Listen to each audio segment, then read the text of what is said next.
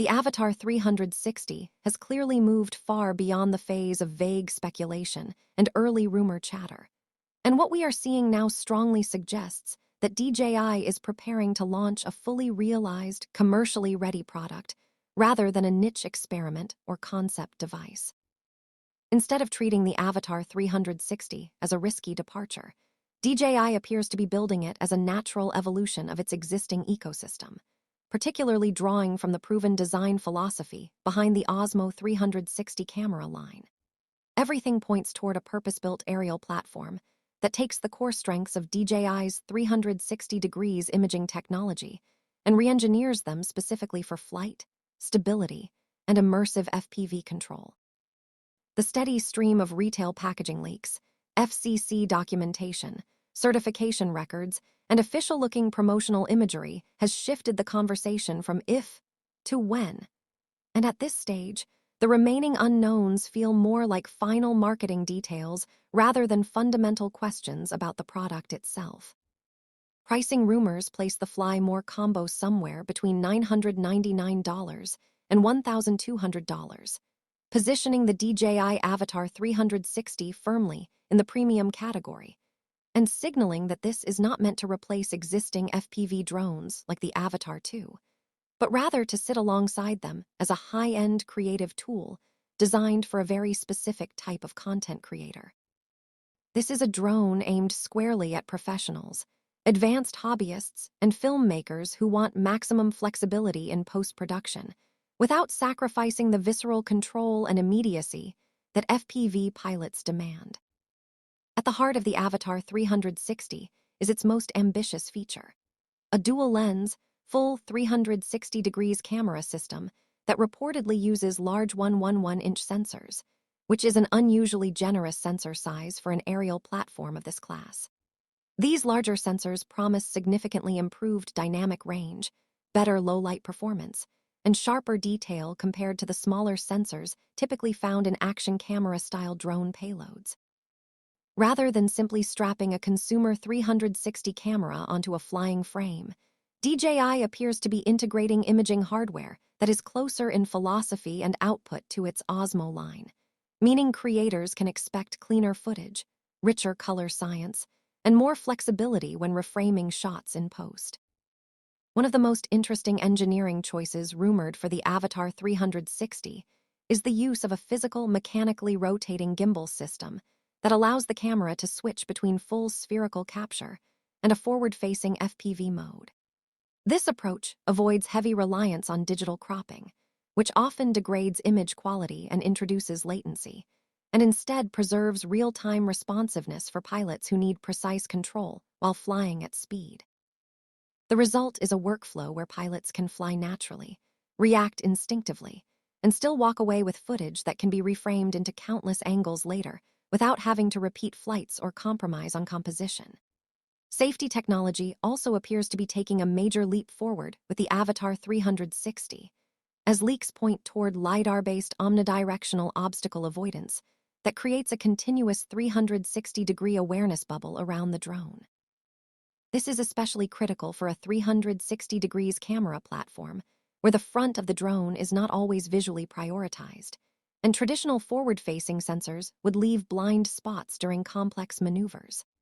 LiDAR allows the drone to maintain spatial awareness without turning the flight experience into a fully automated or restrictive system, preserving the freedom FPV pilots value while reducing the risk of catastrophic crashes.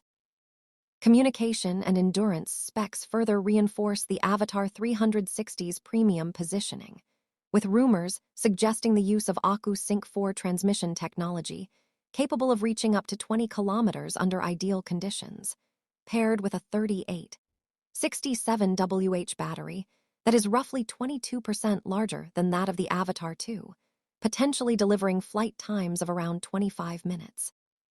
A redesigned, darker airframe with a rear-shifted battery balance hints at refined aerodynamics and improved handling, completing a package that could genuinely redefine how immersive aerial content is captured. If released as expected, the Avatar 360 could fundamentally change FPV content creation by removing the constant trade-off between framing precision and flying freedom. At the same time, DJI's influence on handheld content creation continues to be felt through the Osmo Pocket series, which has become a staple for vloggers, filmmakers, and professional creators who need high-quality footage in an ultra-portable form factor. The Osmo Pocket 3 remains widely respected for its 1-inch sensor, reliable 4K video performance, and advanced AI-powered autofocus tracking, and it continues to be used in professional workflows despite its compact size. Naturally, interest in its successor has been building steadily, and recent leaks have provided the clearest glimpse yet into what appears to be the upcoming DJI Osmo Pocket 4. Leaked images suggest that DJI is currently testing at least 2 distinct Pocket 4 prototypes, both photographed alongside the Pocket 3 for direct comparison, and these early units lack any visible branding or logos, strongly indicating that they are internal test models rather than finished consumer products. What makes these leaks particularly compelling is that the 2 prototypes appear to represent 2 different design philosophies, likely corresponding to a standard Pocket 4 and a more advanced Pocket 4 Pro variant. One of the prototypes features the long-rumored dual-lens configuration, with a noticeably larger and heavier camera head that immediately sets it apart from the Pocket 3. This bulkier design aligns closely with earlier leaks from trusted sources and suggests that DJI is experimenting with more complex imaging hardware, potentially offering expanded focal lengths, enhanced depth sensing, or advanced computational features. The heavier gimbal and enlarged camera module imply upgraded stabilization mechanisms and more robust internal components, reinforcing the idea that this version is aimed at advanced users who are willing to trade a bit of portability for significantly improved imaging performance. The second prototype appears closer to the traditional Pocket form factor, but still introduces meaningful refinements. It features a single camera module that is visibly larger than the Pocket 3's lens, hinting at an upgraded sensor or image processor, and it includes physical buttons positioned below the display, suggesting a shift toward faster manual control and reduced dependence on touchscreen navigation. Interestingly, a previously leaked image from a shoot in Barcelona closely matches this single-lens design, lending additional credibility to its authenticity. Both prototypes showcase redesigned gimbal systems, highlighting that DJI is not only iterating on camera hardware, but also rethinking balance, ergonomics, and usability to better suit different shooting scenarios. As of December 19, 2025, DJI has made no official announcement regarding the Osmo Pocket 4, but the volume and consistency of leaks, combined with visible field testing, strongly suggest that an official reveal in early 2026 is increasingly likely.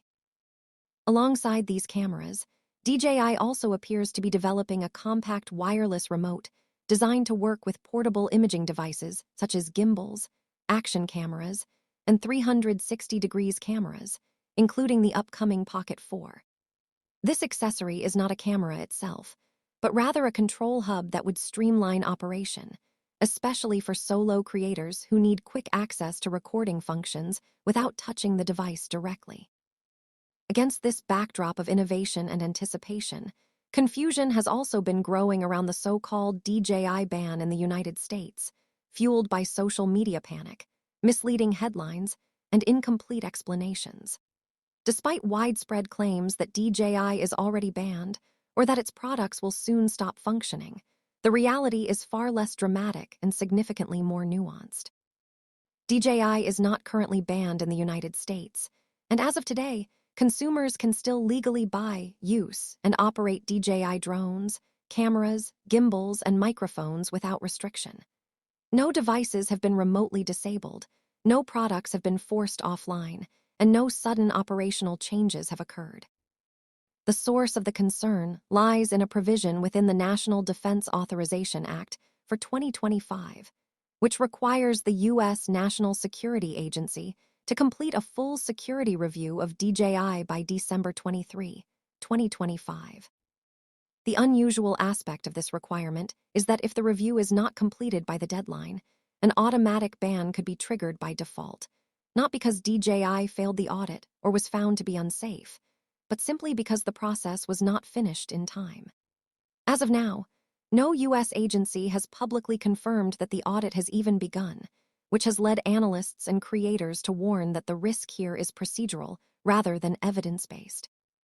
The review was mandated due to concerns from some lawmakers who argue that DJI products could pose national security risks by transmitting sensitive data back to China. Yet it is important to emphasize that no publicly released evidence has ever demonstrated such behavior.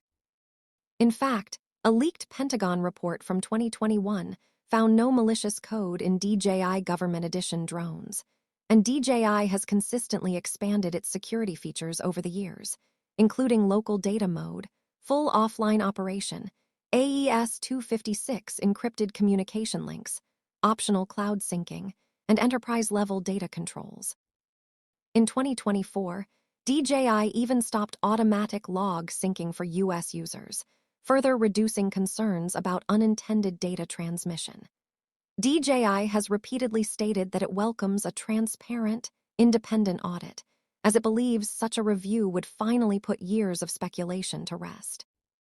If a ban were to become official, DJI would be added to the FCC covered list, making it illegal to import or sell new DJI products in the US, though existing devices would remain legal and operational. Users would not see their drones grounded or bricked, and flights would still be conducted under normal FAA rules, but long-term impacts could include slower firmware updates, reduced app support, and difficulty obtaining spare parts. Certain models could eventually face compliance issues if future FAA regulations require updates that are no longer available. The implications extend far beyond hobbyists, as nearly 90% of US police, fire, and rescue departments rely on DJI drones due to their affordability and performance advantages, and alternatives often cost several times more while delivering inferior results. A ban would leave many agencies without viable aerial tools, and industries such as agriculture, construction, energy, filmmaking, and content creation would face higher costs and fewer choices. For everyday users, the advice remains straightforward. Continue flying as normal, keep DJI apps installed, avoid unnecessary panic, and consider basic contingency steps such as saving offline app versions or maintaining backup equipment if operating commercially. Ultimately, the situation is driven more by geopolitical strategy than proven wrongdoing, as the US government seeks to reduce reliance on Chinese technology and lawmakers aim to project a strong national security stance. DJI, while not without flaws, has yet to be proven guilty of the most severe accusations leveled against it. And for now, its ecosystem continues to function exactly as it always has.